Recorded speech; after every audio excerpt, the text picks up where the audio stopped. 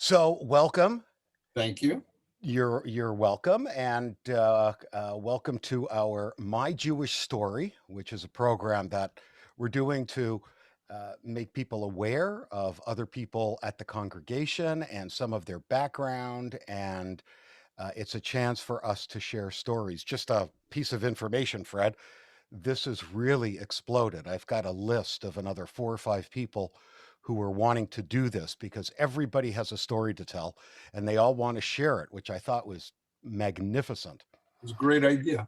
Well, I wish it was mine, but Still a great idea. I'll take credit for it anyways. But anyways, welcome. It's great to have you, and you are Fred Eckhaus, and you've been a member of the temple. I'm going to say about 6 years. Is that about right? Probably 5 or 6. Yeah. 5 or 6 years. Yeah, I don't know. I never checked, but welcome. And this is a free flowing conversation. So I'm going to ask the question. Tell me Good. your Jewish story. Tell you my Jewish story. I was born and bred in Brooklyn. Oh, starting from, I would say, about 7 years of age, between 7 and 8 years of age. We moved. My father passed away just when I was 7. And it was my mother, and I have a brother and sister. And my mother's parents owned a 4-family house in Brooklyn, and they gave us an apartment there. So that's where we were living at that time, in the East New York section of Brooklyn. I became associated with a congregation. The synagogue was called Tiferet Israel. It also advertised itself as the Hebrew some institute. I don't remember the name. I have a bunch of books. Oh, the Hebrew Instructional Institute, and it was a beautiful building. There were 3 levels: the basement, the main synagogue, and classrooms upstairs, and a social hall. In the basement was a junior congregation, self-contained, one adult, probably, and my memory probably exaggerates it, but probably 40 to 50 kids from 7 to 13, 14. Oh, we sat separately. The girls were on a side behind a curtain. It was an Orthodox, and it was, if I recall correctly, a Sephardic construction downstairs, not upstairs, which was interesting. I don't know if you understand what I mean by a Sephardic construction is that the bima is in the middle of the seats Hmm. facing the wall, not as In the we have front. it at the wall. Oh, I would say that between the ages of 7 and 12, my elementary and junior high school years, I spent every day, 7 days a week during the school year in that building. Mm. I had Hebrew school 5 days a week: Monday, Tuesday, Wednesday, Thursday, and Sunday. Services Friday night, Saturday morning. Club meeting, and we would divide it into clubs, which were named for the tribes by age, and each one had a teenage leader. And we would have club meetings in the afternoon. We have some playtime, maybe some social activity at night. Sunday morning after Hebrew school, we had athletics. There was a little lot next to the temple. So, and it was probably about two or three city blocks from where I lived. So I could go there. And I loved it. That's where my friends were. Oh, And that's pretty much where I resided. There were a lot of interesting activities, a lot of good stuff for us. I was just looking through some things. We, as a junior congregation, we did a fundraiser every year where we published I don't know what you would call it, I guess a magazine or a book. I don't know if any of them are in existence anymore. It was probably about 400 pages, mimeographed, if you remember Oh, mimeograph. sure, the mimeograph machine. Right. Hmm. But these are the ones that where the ink came through the stencil, not a rexograph, where Okay. I would sit for hours sometimes cutting stencils for ads. We would sell ads to people. That was the fundraiser. And then we would have one day where we would take all the pages that we printed, take all the tables in the social hall, line them up, put one stack of page, and then walk around in a parade collating each page so that we put it together, and then they sent it out to be bound, and we would give them to the people who bought ads or the businesses that bought ads. Oh, and I remember being very much involved with that. Oh, they also had every Saturday morning during services, they had a speakers contest where one of the child members downstairs would get however long the time was, I don't remember, to give a speech about something. And To the congregation or to the to the junior? congregation, to the younger congregation. Okay, The to only the time we were allowed upstairs was when one of our friends was getting bar mitzvah. okay. We never, I don't think I ever saw a service there. Maybe on the high holidays, because we didn't have services in the junior congregation on the high holidays. Okay. Oh, I remember my first attempt at the speakers contest. It was about 20 minutes, 15, 20 minutes before I was supposed to speak, and I ran home complaining of a stomachache. Oh, because you were afraid? Oh, I was scared. Yeah. And my mother just turned me back, pushed me out of the door, and sent me back. Oh, but it was Boy, a great boy, did experience. you show them. No, I did show up, but oh, I even remember parts of that talk that I gave, but oh, it was something that I came to enjoy. Everybody got awards for things. There were always books. Mm. They always gave out books. I still have books that I've was awarded. You can't, I don't know if you're going to be able to read this, but this was for my membership on the mimeograph squad. The mimeograph squad. Absolutely. I wasn't kidding. No, I When know. when I said that. Oh, that was one of my big contributions to that group.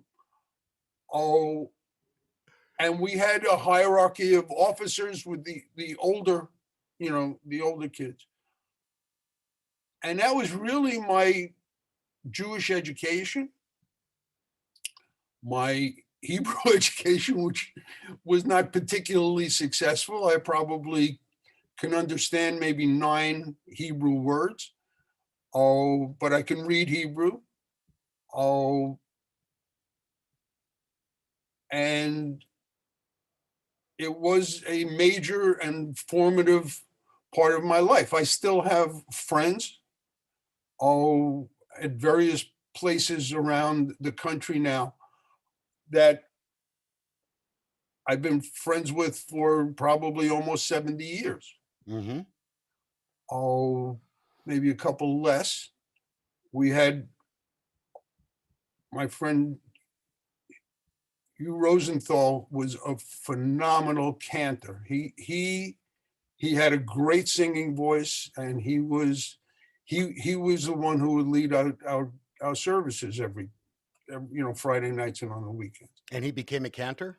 No, he was the cantor in the junior congregation. He lives out in California now somewhere. Oh, I don't know if he ever came. He certainly was talented at 10, 11, and 12. So I don't know if it continued. I don't know if his voice changed.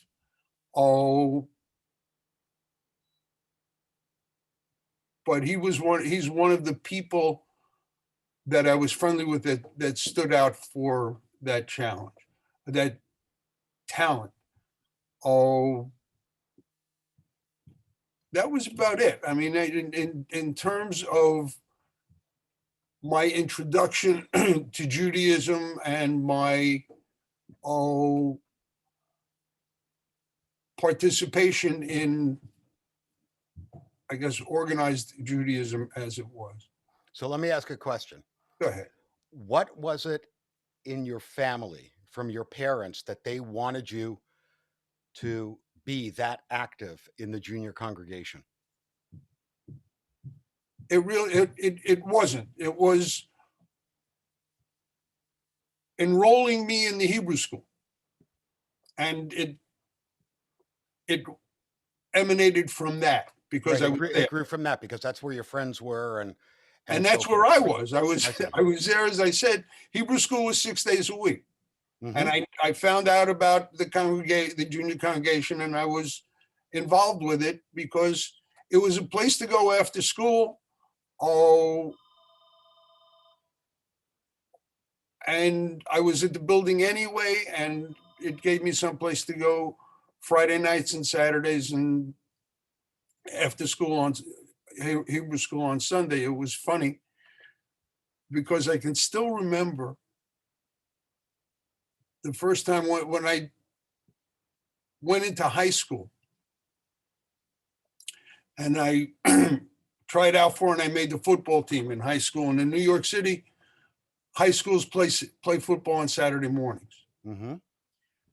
And I remember on one game that I had to walk past the synagogue on Saturday morning with my duffel bag with my footballs, and I felt very nervous. It was something that was totally antithetical for me. That was something that I wouldn't have done. Oh, but it was something that stuck in my memory. That's an interesting memory. So you were there till you were a young adult, 14 years old, 13 years old. Actually, I was I was bar mitzvahed there by that, and then that was pretty much the end. I might have stayed in the junior congregation. I didn't stay in the junior congregation because I was in high school. Sure. I was my regular formal education was pushed. I started high school in September of 1959. I was oh no, yeah, 59. That was 1 month after I was born, by the way. I was 12. And I was a sophomore. And I had to go to Mr. McGarry, my homeroom teacher, to explain to him why I had to take Friday, November 1st off from school was because I was being bar mitzvahed that weekend. Okay. So, it was his first experience at hearing about a bar mitzvah, probably. But I remember that as well. And I was just, really a young kid at that time. I turned 13 in the 10th grade. So, did you have Jewish experiences in high school and college and graduate school? Jewish experiences. I had Jewish friends. Mm-hmm. We went to synagogue on the high holidays. and we observed we observed the other traditional holidays with my family. Mm-hmm. I had an aunt and an uncle, actually two aunts, and well, three different families. My mother had a sister and brother, and we used to celebrate with them. My father, oh, had a sister and brother. His brother was really not practicing Jew. His sister, oh, my Aunt Rose, married one of the nicest people I have ever met. Mm-hmm. One of the most affectionate, when we were growing up, she would come, she worked for what's called a ship's chandler, the company that supplies food to ships. Okay. So she would always come and visit us with two big bags of food under her because we didn't have a lot. As I told you, my father died when I was in 1953. I was Uh-huh. just 7. Oh, and my mother didn't remarry until I almost get married. So it was a long time. And her husband, my Uncle Saul, oh, as I learned much, much later, it was interesting. Unfortunately, I was the executor of her will. Go ahead, if you need. He passed away earlier when my aunt. Okay, you can't take this off. This is ambulatory about your surgery. Just find out. Can I take a message for him? Oh, Yes, yes, yes. in going through their papers, and I'll have to show it to you, is I found his immigration papers and his night school papers, and a story that he had obviously dictated. He was probably Polish. He had obviously dictated to somebody, who spoke German. And then there's an English translation, and is his story of being taken to the various concentration camps and the experiences that he had. And it's fascinating. I bet it is. I have to give you a copy of that. I'd love to see it. Yeah, it was a I assume he's not living anymore. Oh no. Oh, nobody from that generation of my family is still around. Okay. But yeah, it was fascinating. I learned at that time, and for the first time, that he had a family. He had a wife and 2 little children, all of whom were killed in the camp. Oh, and that was why he was the most affectionate person that I have ever met to us as kids, and we had no idea why, and he had a Band-Aid on his arm at all times. He worked as a longshoreman. I guess that's where he met my aunt. They never had any children. My father's brother never had any children. Oh, but I have a bunch of cousins on the other side, and we celebrate holidays together, even to a Zoom Seder that we had this year. And Right. So, you were every mother's dream. You became a lawyer. not originally, not initially. Oh, really? Oh no, I taught for 18, 19 years. What did you teach? What did I teach? My bachelor's degree is in health and physical education. I have a master's degree in health and physical education. I have a master's degree in school administration and supervision. I have a master's degree in radio and television production. And I have a doctorate in laws. So I'm probably A doctorate in law? Yeah. Okay. JD. A JD. Right. Yeah. So I'm probably not very smart, but very educated. What happened was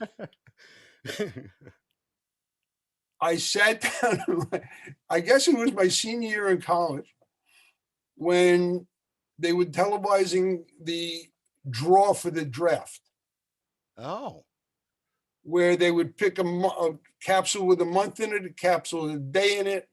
And if that was your birthday, you were number one, then they went to two, then they went to three. And I was sitting around with a bunch of guys. We were watching it on television. I came up number 7. I did not want to go to Vietnam. New York City was having a teacher shortage at that time, and they had gotten consent to give deferments for teachers because that was the only way they could attract them. And so I started teaching, and I ended up teaching for about 18 and a half years in New York. The last 3 of them, I went to law school at night. I just got tired of teaching, but I enjoyed it. Oh, I had the opportunity to help create a high school, a oh, new high really? school. Yeah, and I don't know if you've ever been to Lincoln Center. There's a building, Martin Luther King Junior High School. Oh, that I was part of the team that met for 6 months to create the school, to Interesting. to start. What time do we want to start in the morning? How long do you want periods to be? And just everything through curriculum and whatever. And when the school opened, I had a position called the coordinator of student activities. I was responsible. Not the mimeograph team. No, not anymore. Although I did have somebody doing that because we used to do a weekly newsletter for all the kids and for all the students. Of course, And you have that to was use mimeograph. your temple expertise. That was something that I had learned. Yeah, but that was a great experience too. That's really interesting. So then you got married, I guess sometime after college, if I'm not mistaken. The summer, I think the second summer after college, I decided to go to Europe because Okay. normally I worked after school and I worked weekends. I was coaching, I was directing school plays, I was teaching driver education, I was doing whatever I could to supplement my meager, probably $5,300 a year salary. Oh, and I traveled through Europe on the boat between Brindisi at the heel of Italy and Piraeus, the port to Athens. There was this very lovely young woman who sat down next to me on a couch on the way. And we The rest is eventually got history. married. The rest is, as they say, the rest is history. So That's great. So when you started establishing your family, you started having children. Um, what was the Jewish experience like in your own home? we would observe the holidays. We weren't particularly, I would not observant in the Orthodox way. We might have let kashrut slip by a little bit. Oh, we did belong to a local temple, and I was active in that as well. And Sharing, where was this? Where was this? it was here. This is the only place I have lived Oh, okay. So married. this was out west near Marlborough or Yeah, it's Temple Shari Emmett. oh, Sharyamith. Okay, sure. Yeah. Oh, and we decided to join there. We surveyed a couple of different places, but we joined there primarily because of the person who became my good friend, the cantor there. Oh, who on non-bar mitzvah weekends, Saturday mornings, was my golf partner, because he did. Oh, and I was active there, and my kids grew up there. My kids went to school, Hebrew school there. They were bar and bat mitzvah there. Oh, and we observed the holidays, and we taught them Jewish values, hopefully, and we taught them, oh, just whatever I guess we could. Yeah, that's interesting. Now you are now at Beth Miriam, and you are one of the people who is really active in the temple. There's almost no class of mine that I teach that you're not in. Your insights are always very good. Thank you. Yeah, you're in my Talmud class, my Torah class. You're on the board of the temple, and it's interesting because one of the reasons I wanted to do these interviews is because even though you're this active, how many people know Fred Eckhaus? Not Um, a lot, other than the board, I guess, and some other. right, Right. exactly. And this is an opportunity for us to say, to share, some of our background, and you never know what kind of relationship and what kind of connection you have with somebody else in the congregation. Um, and they would say, "Wait a second, I went to that synagogue. I was on the mimeograph squad as well." Uh, I'm never going to forget the mimeograph Uh, image. Well, the reason is because when I was a student teacher at Holy Blossom Temple in Toronto, uh, I would be in charge of getting the classes mimeographed, and we'd go like this with the machine, and the smell of that yeah. of the liquid, and it was these are all the memories. I kind of share the same memories. I wasn't at my temple for nearly as long as you were. um, we didn't go 6 days a week. Mhm. Of course, I was expelled from Hebrew school in grade 5. That um, might have happened to me once or twice as well, but yeah, we're but early. that's gonna be one of my stories. But it's interesting the way these institutions impact our lives, and the memories we have um, stay with us for forever. And they're so impactful. They're so impactful to us. Um, Tell me about uh, uh, the relationship you have now with Beth Miriam. The relationship I have with Beth Miriam, I have made friends in Beth Miriam. I joined with friends. We came, there were a group of us, I guess a small group of us that came from Kolam, a temple that we had started and the temple that we had left afterwards. Oh, and so I'm friendly with some people there. Oh, I enjoy coming there. I was, oh, anxious. I'm anxious, maybe is not a good word, but motivated to join the board, to become more involved, to do things that could benefit the temple and help the temple to run as best it can. Oh, I miss coming to services now. Me I'm too. actually, oh, I enjoy your friendship, and I enjoy you as a rabbi, and Marnie, and just the people that I see at services, or when I'm at services, and oh, some social occasions, and hopefully we'll get back to a normal situation at some time in our Yeah, we life. will. From your mouth to God's ears. One of the great things about plagues is that they don't last forever. Yeah. um, They so just I'm, seem I'm to.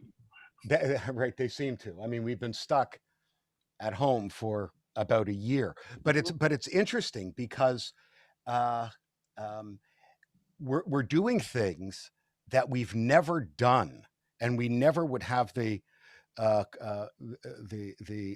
impetus to do. With Zoom and with other online events, Mhm. and it's really opened up a whole area of creative endeavor, and we have to be as creative as we possibly can, and this interview and this program that we're doing is really a good expression of this. I never would have been able to sit down with you and say, "Tell me your Jewish story," and all that. And now that I know that that you have a master's degree in video production, you're in charge, Fred. um, um, but seriously, so what is, because I want to go back to the Brooklyn thing, because that was so formative. What's the biggest thing you miss about your experience in Brooklyn? Could be anything. Your Jewish experience in Brooklyn. Walking out of my house and greeting my friends and playing in the street or playing in the athletic field that we lived across the street from. Oh, being a kid. I guess that was a good time. It was a good time of my life. You had a good childhood. Except for the loss of my father and the living with my mother and sister on the second floor and my grandmother down on the first floor was a little intensive. Shall my upbringing, shall I say, I had three mothers. So You it was a little, that's, that I did. And my grandmother tells stories of when my mother was younger and they lived in that house for a long time, that she would during the afternoon play poker with the mailman and Lepke. I don't know what you know about Jewish criminal Of course, history. I do actually. With the postman, Lepke, Three Finger Brown, and my grandmother would sit around and play poker in the afternoons. I guess they weren't killing people then. Oh, my elementary school had bullet holes in the handball court. So that was the home of Murder Incorporated. Yeah, I'm aware of that. Have you ever read the book, But He Was Good to His Mother? Yes. Right. Right. So Lepke is in there, and Schultz is in there, and Mhm. Yeah. all of these other Jewish gangsters. Yeah. Uh, your story is rich in detail and also in good memories, and I would love to be able to interview or to see an interview uh, 35, 40 years from now. So would I. Yeah, with some of our students, and to see how the synagogue, how Jewish life, how the significant Jewish ceremonies affected them and influenced them. Um, uh, it's starting to happen a little bit. I'm not old enough though, but it's starting to happen a little bit where you hear something from a student from 25, 30 years ago, um, and how Probably now president. I'm sorry. Who's probably now president of the congregation. Well, right, that's true. Barry wasn't my student though, Oh, um, but it's happening to Stella, because she was a primary school teacher, and she's getting notes mhm. from past students, and she just got one uh, a couple of weeks ago that said she found her on Facebook, and she said, "You probably don't remember me, but you were my first grade teacher, and you brought in a cow heart one day." for us to dissect, and it was on Valentine's Day. Um, and that inspired me so much. I became a nurse. Um, Stella's sitting in the living room, and she's crying tears of joy because we never really know how No, we're touching somebody and what we say and how we say it, and where we meet somebody at exactly the right moment. yeah. But you had some wonderful experiences, and other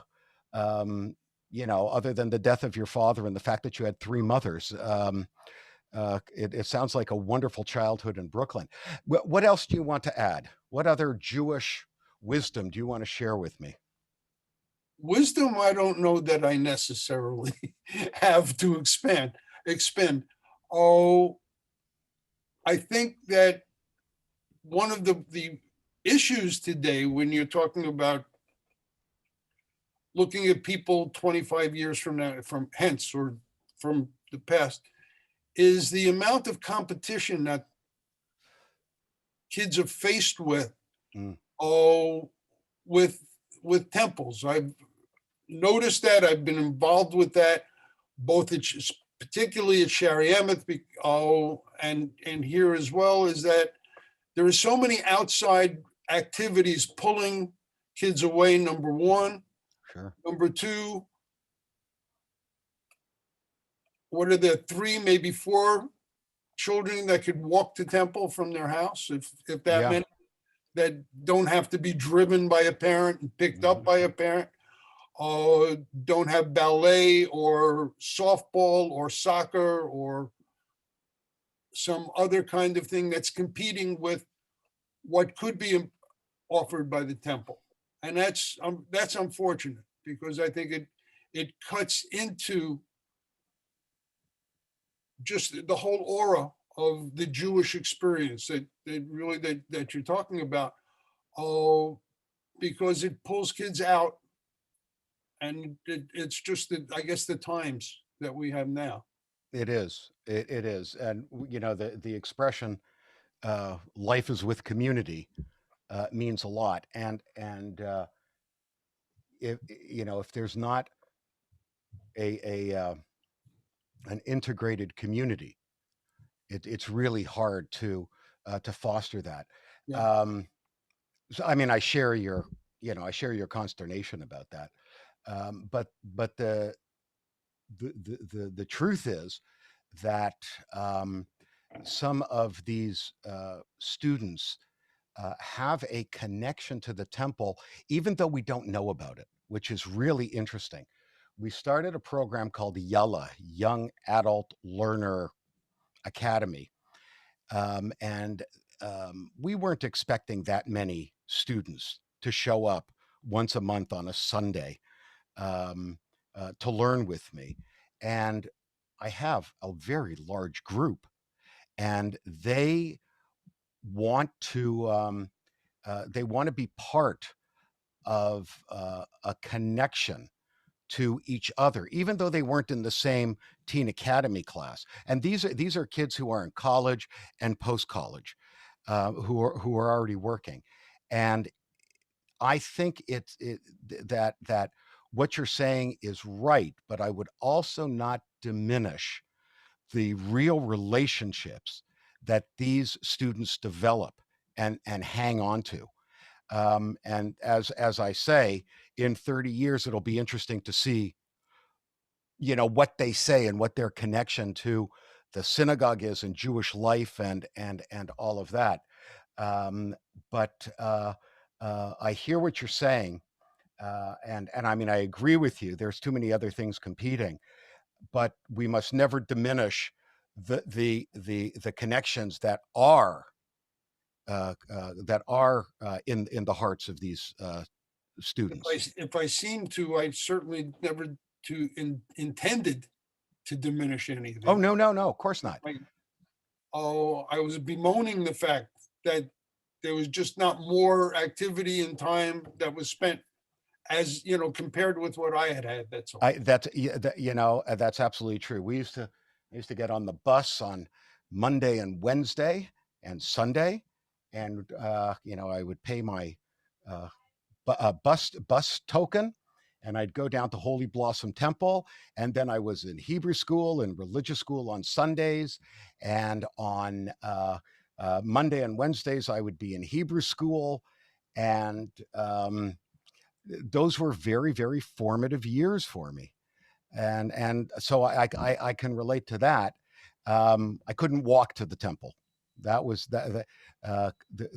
my parents belonged to the Reform synagogue, even though there was a conservative synagogue and several Orthodox synagogues around where we lived.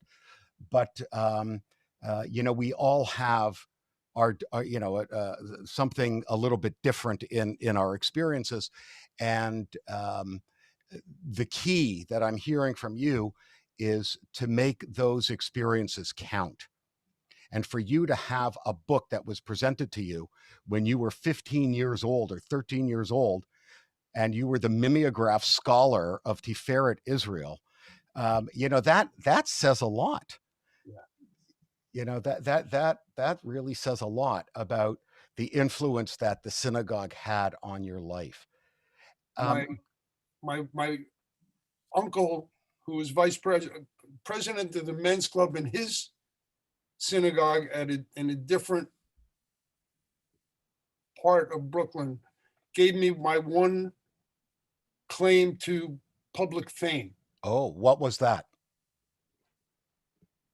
He invited me to come with him to a father-son night that they were having, and Jackie Robinson, the baseball player, was there as the guest. It happened to be the night before he retired. He retired publicly the next day. There was a photographer there who took a picture. Oh, the following day, on my way walking to junior high school, I passed the candy store, and my picture with Jackie Robinson and my uncle was on the front page of the World Telegram and Sun in New York. Do you have that picture? Oh, of course I have that picture. Is it, do you have it close to you? Oh, no, the actual photograph, no, is upstairs. Yeah, I have it on my phone. I have it all over the place, but I'll give you I'll send you a copy of that one as well. That is a great claim to fame. And that was it. And that was temple related too, because it was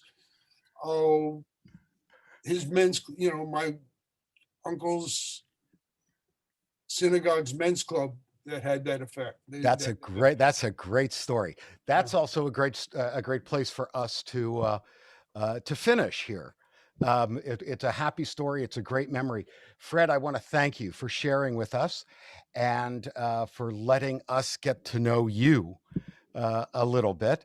I'm sure you'll be able to tell other stories in the future when we have an opportunity. Fred, thank you. And I'm just going to stop the recording here.